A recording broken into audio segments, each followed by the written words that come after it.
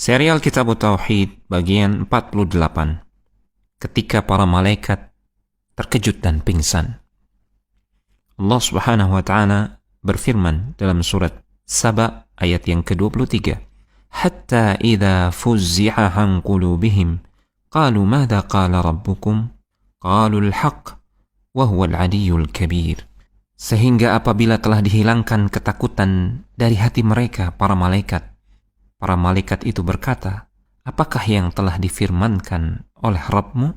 Mereka menjawab, perkataan yang hak, dan dialah yang maha tinggi dan maha besar. Dalam ayat yang mulia ini, terdapat penjelasan tentang keadaan para malaikat, makhluk-makhluk Allah Subhanahu wa ta'ala yang tercipta dari cahaya, yang memiliki kekuatan dan keagungan. Dan mereka juga disembah oleh orang-orang musyrikin, di samping menyembah Allah Subhanahu wa ta'ala. Dalam ayat yang mulia ini, Allah Subhanahu wa ta'ala menjelaskan, manakala Allah berfirman dan didengar oleh para malaikat terkejut dan takut sampai mereka tidak sadarkan diri. Jika demikian, keadaan para malaikat yang agung, memiliki kedudukan tinggi di sisi Allah Subhanahu wa ta'ala, para malaikat yang besar, yang memiliki kekuatan, manakala mereka mendengarkan Allah berfirman, mereka tunduk takut, terkejut, sampai tidak sadarkan diri karena keagungan Allah Subhanahu wa ta'ala. Maka bagaimana dengan keadaan makhluk-makhluk yang lain yang jauh kedudukannya di bawah para malaikat, yang tidak memiliki kekuatan, yang sangat lemah, sementara mereka diseru dalam doa dan ibadah oleh manusia?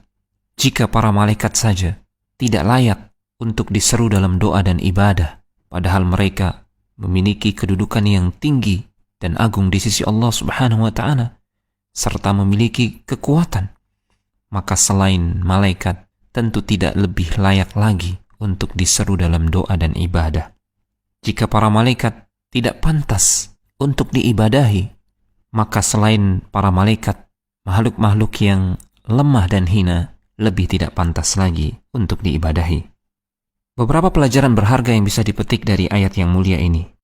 Pertama, dalam ayat ini terdapat bantahan terhadap seluruh kelompok-kelompok atau sekte-sekte kaum musyrikin, yang mana mereka menyembah atau beribadah kepada selain Allah, kepada makhluk yang derajatnya jauh lebih rendah, jauh lebih lemah dibandingkan para malaikat. Kedua, dalam ayat yang mulia ini terdapat penetapan sifat kalam bagi Allah Subhanahu wa ta'ala, bahwasanya Allah benar-benar berbicara sesuai dengan kelayakannya yang maha agung dan maha sempurna. Ketiga, kalam Allah Subhanahu wa ta'ala bukanlah makhluk. Kalamullah adalah sifat Allah Subhanahu wa ta'ala.